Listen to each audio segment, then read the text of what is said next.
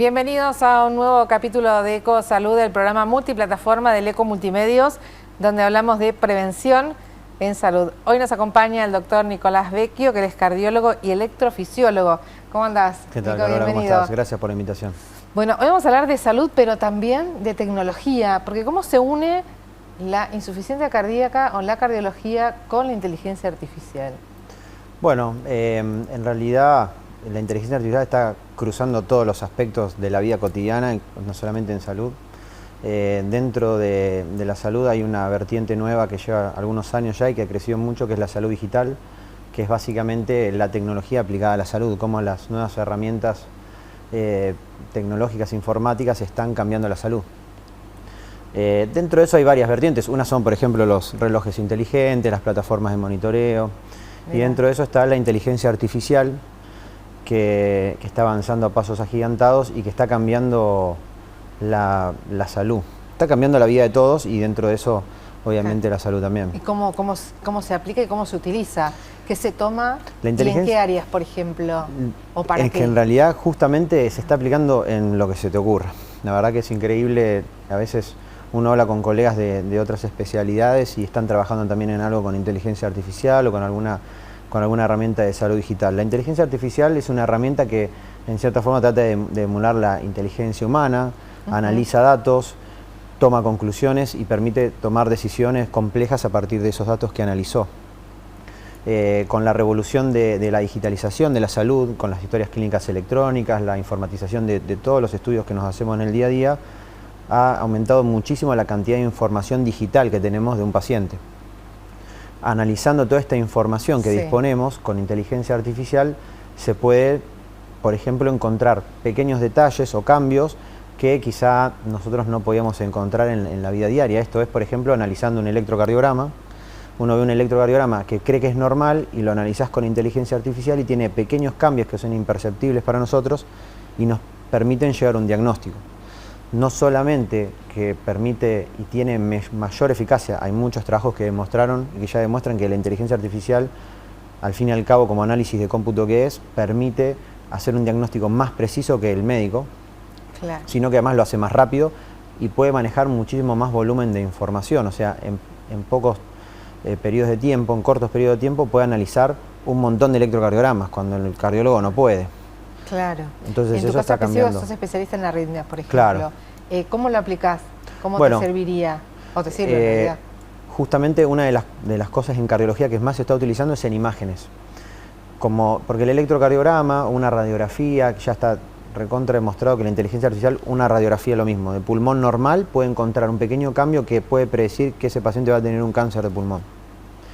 Ahora, la aplicación más grande se da en las grandes imágenes como una tomografía o una resonancia que tienen muchísima información, mucho más que una radiografía o un electro, y que procesar eso con inteligencia artificial hace que la calidad del estudio sea mejor, que la interpretación sea más rápida e inclusive encontrar pequeños cambios que quizá en el análisis que hace el médico especialista en imágenes no lo ve. Mirá. Entonces, justamente en eso, por ejemplo, en ese campo, en la cardiología, ha crecido los últimos meses, te diría, obviamente hace años que está, pero va creciendo exponencialmente la interpretación de imágenes con inteligencia artificial. ¿Ustedes lo están usando? Acá hay un proyecto de la UNICEN, donde están empezando a trabajar con uno de los centros de acá, para hacer interpretación de las imágenes con inteligencia artificial. En el país ya hay varios proyectos, inclusive esto a nivel mundial, y acá también hay proyectos donde se unifican bases de datos, de imágenes, o sea, varios centros de diferentes lugares del país dicen, porque mientras más información tengas mejor es. Claro. Entonces se unifican bases de datos para entre todos poder trabajar y desarrollar y mejorar los algoritmos de inteligencia artificial para hacer el diagnóstico con las imágenes. Para estadísticas eso me imagino que es fundamental. Claro. Digo, qué enfermedades prevalentes hay en una población y puedes tener los datos de todo el país, por ejemplo, ¿no? En base a estudios específicos. Claro. O sea, la inteligencia artificial, como te decía, en realidad está cruzando todo lo que se te ocurra, desde el asistencialismo, de ver un electrocardiograma y diagnosticarlo más rápido que el médico, desde la investigación, inclusive se utiliza en gestión médica, en auditoría, para poder predecir qué pacientes van a requerir un procedimiento y cuáles no. Entonces decir, bueno, este hay que evaluarlo por un auditor, este no lo evalúes con un auditor porque sí o sí hay que autorizarlo. Entonces eso mejora muchísimo, obviamente, los tiempos administrativos también, inclusive para el médico. Pero quizá la potencialidad más grande que tiene la inteligencia artificial pasa por la capacidad de analizar y predecir eventos. Claro. O sea, al tener tanta información te puede decir, mira, con mucha más precisión que la que tenemos hoy en día, estadísticamente te dice, este paciente en 5 años no tiene 10% de riesgo de tener un infarto, tiene 14.8. O sea, al poder analizar mayor cantidad de datos de una forma mejor, con algoritmos súper complejos, a partir obviamente de, bueno, inclusive redes neuronales que se utilizan para imágenes y demás, es como que ajusta muchísimo más la estadística para predecir eventos, complicaciones, que son muy importantes en lo que viene hoy en día, que es la medicina preventiva. Eso te voy a decir, es una herramienta de prevención. Para que te des una idea. Para anticiparte, o para esto, tener de 5 años, la persona, ¿no?, va a tener esta posibilidad, o esta tendencia, o va a desarrollar tal o cual patología. En cardiología, por ejemplo, hay un trabajo que se publicó hace muy poco que uno dice, bueno, este paciente tiene cierto riesgo para complicarse por tales y tales características. Bueno, la inteligencia artificial encuentra características nuevas. Decir, bueno, no sé, si tiene este paciente la urea alta, también es un factor de riesgo que antes nosotros no lo considerábamos. Y después, por ejemplo, el año pasado salió publicado un trabajo que la verdad que es muy llamativo, que a partir de los datos de un paciente que estaba internado en una unidad crítica, por ejemplo, en una terapia intensiva, a partir de los datos de los signos vitales que se ven en el monitor cuando un paciente está internado, podía predecir hasta 26 minutos antes de que le ocurra un evento que se iba a descompensar. Entonces, hasta tiene esa capacidad de decir, bueno, mira, yo estoy notando pequeños cambios, por ejemplo, en la frecuencia respiratoria y en la frecuencia cardíaca, que me dicen a mí que en una determinada cantidad de tiempo, quizás minutos, este paciente se va a descompensar y vas a tener que intervenirlo de emergencia, entonces anticipate. Claro. ¿Y del lado del paciente? Del lado del paciente, la salud, ¿cómo lo podemos aprovechar? Bueno, en realidad lo más importante justamente de todo esto, con la predicción de eventos estadísticos y demás que tiene, es que la inteligencia artificial ya se está utilizando para hacer otra de los grandes cambios que se vienen en salud, lo que se dice la medicina personalizada. O sea, cuando uno hace un diagnóstico y hace una predicción, lo hace en base a una población que ya fue previamente estudiada. Entonces, yo te digo que vos tenés 10% de riesgo de algo en base a una población que yo ya estudié, pero no te estudié en realidad vos, estoy infiriendo que vos sos igual a la población que estudié. Claro, porque determinadas características, claro, que hacen que vos seas similar. Claro.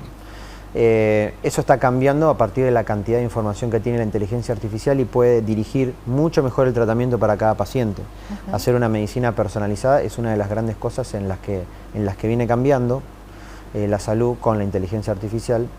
Y desde el lado del paciente, en realidad, quizá lo que más se está aplicando hoy en día son los modelos de lenguaje extenso, como es ChatGPT. Pero eso se está aplicando desde el lado de la salud también. Por ejemplo, yo te puedo dar a un paciente le puedo dar una explicación personalizada de sus factores de riesgo y entonces qué hábitos tiene que cambiar. Porque los cuadernillos por ejemplo, así como un nutricionista te hace la dieta a medida, en realidad las indicaciones que un médico te da muchas veces no son a medida, son indicaciones estandarizadas para ese tipo de pacientes que comparten características. Claro. Pero en este caso se puede inclusive personalizarlo, y también para el paciente, para que reciba la información, cómo hacerse la ropa a medida. Claro. Adecuada a la cantidad de patologías que tiene en conjunto.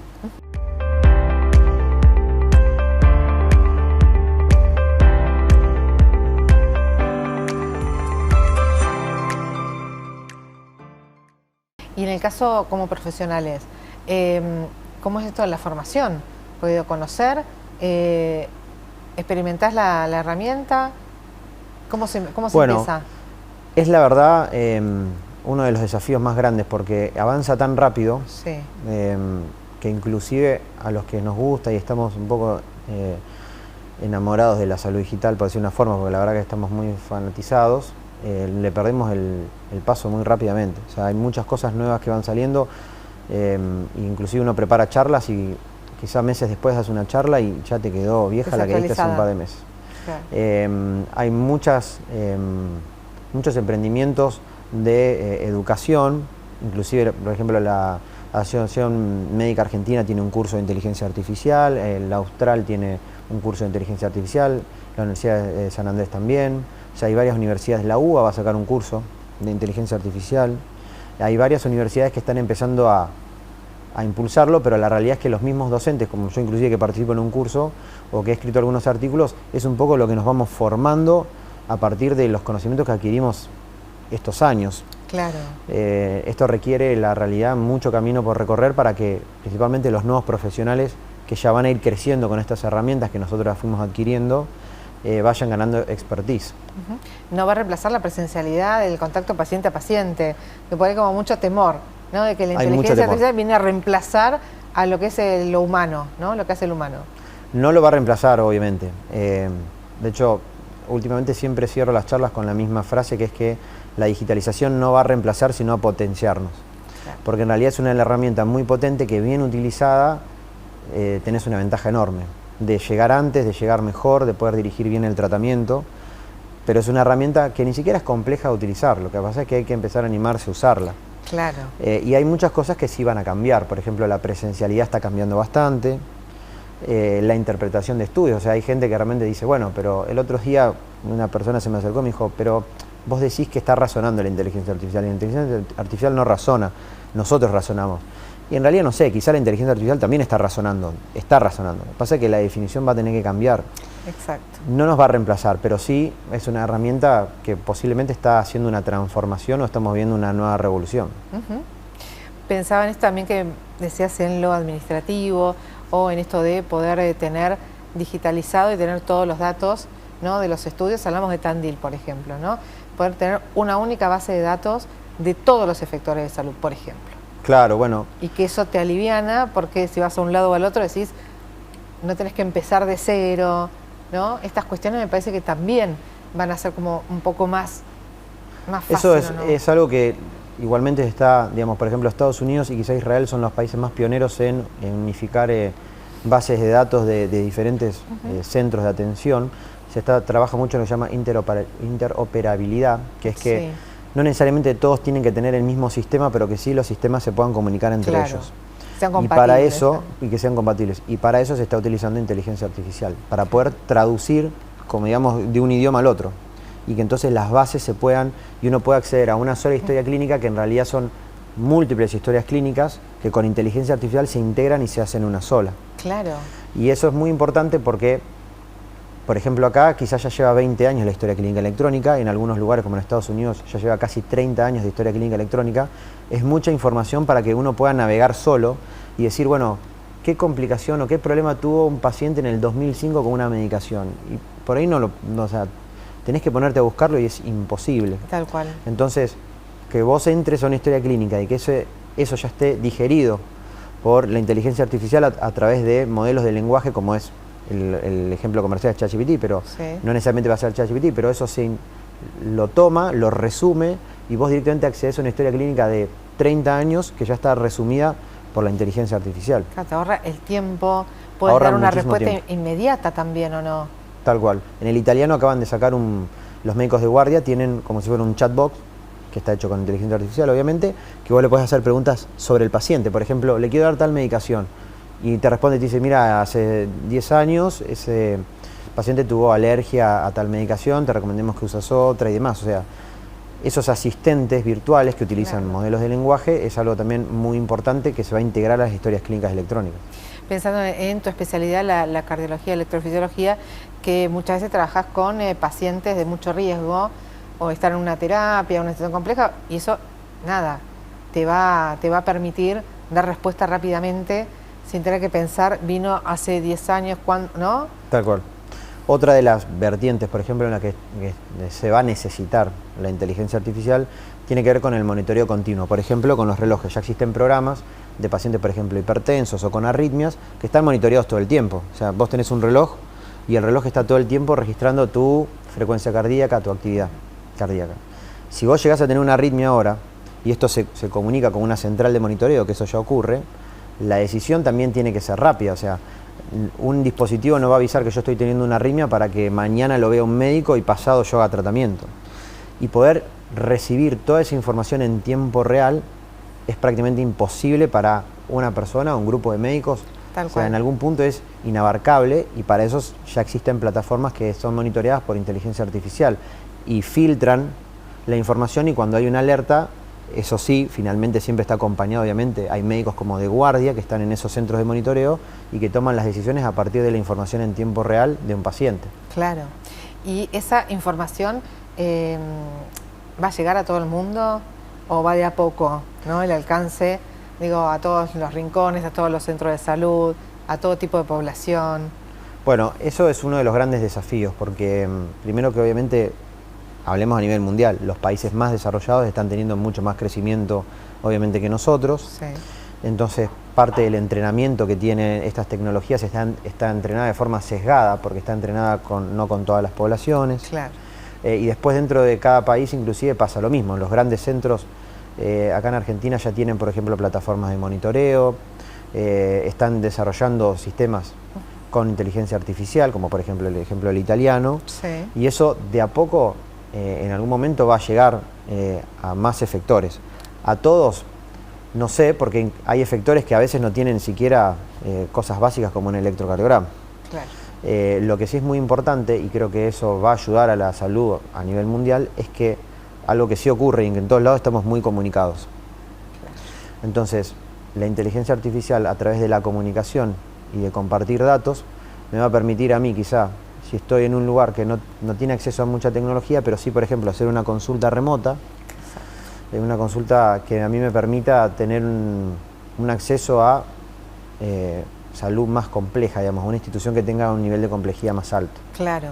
Y el desafío de ustedes como profesionales, ¿cómo están viendo eso de la apertura, ¿no? Para la formación, para, ¿no?, ir incorporando algunas herramientas que estén al alcance y que faciliten? Es también, ¿no?, un desafío para la comunidad. Nosotros, ¿no?, arrancamos, yo soy miembro de la Sociedad Argentina de Cardiología, hace 3 años ya casi se inició el Consejo de Salud Digital, que fue de hecho el primero de cualquier sociedad que se hizo, y de hecho estamos abiertos, hay neurólogos, o sea, no solamente es para cardiólogos, y la idea fue empezar a fomentar una comunidad, a decir, bueno, los que nos interesa esto y los que queremos ver cómo se puede trabajar con esto y tenemos un montón de dudas, más que no queremos enseñarle al resto, sino queremos discutir entre nosotros cómo encarar esto nuevo que se viene.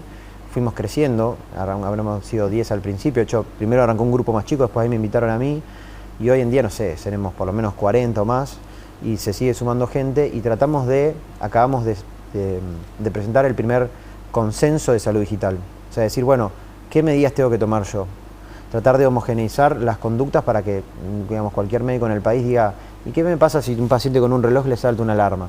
Y bueno, para eso, o sea, tratamos de, tomando la poca información que hay, buscar el mejor consenso para tomar esas decisiones. La aplicabilidad, claro, ¿no? Definir. Y decir, bueno, exactamente, que todos tomemos más o menos la misma conducta, y eso genera por momentos mucha discordia inclusive, porque como hay poca evidencia de lo que está bien o no es que uno va a hacer cosas mal, pero qué grado de recomendación yo le tengo que dar a una intervención.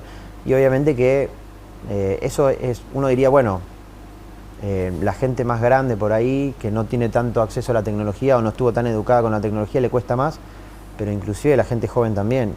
Y ahora en el Congreso de Cardiología, que tuvimos nuestro espacio de salud digital, era más la gente, digamos, más de 40, digamos, que se acercaba que los jóvenes. Como que los jóvenes por ahí ya están como más embebidos en esto y les parece algo natural, y el que está más interesado y el que tiene dudas de cómo usarlo y tiene el interés son por ahí los médicos más grandes, digamos, que no tienen tanta experiencia. Hay mucho por hacer, obviamente, hay mucho por recorrer.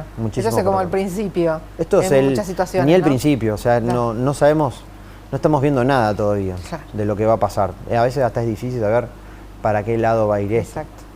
Gracias, Nicolás, como siempre. Muchas gracias a vos. El doctor Nicolás Vecchio, médico cardiólogo y electrofisiólogo. Nos reencontramos en un próximo capítulo de Ecosalud.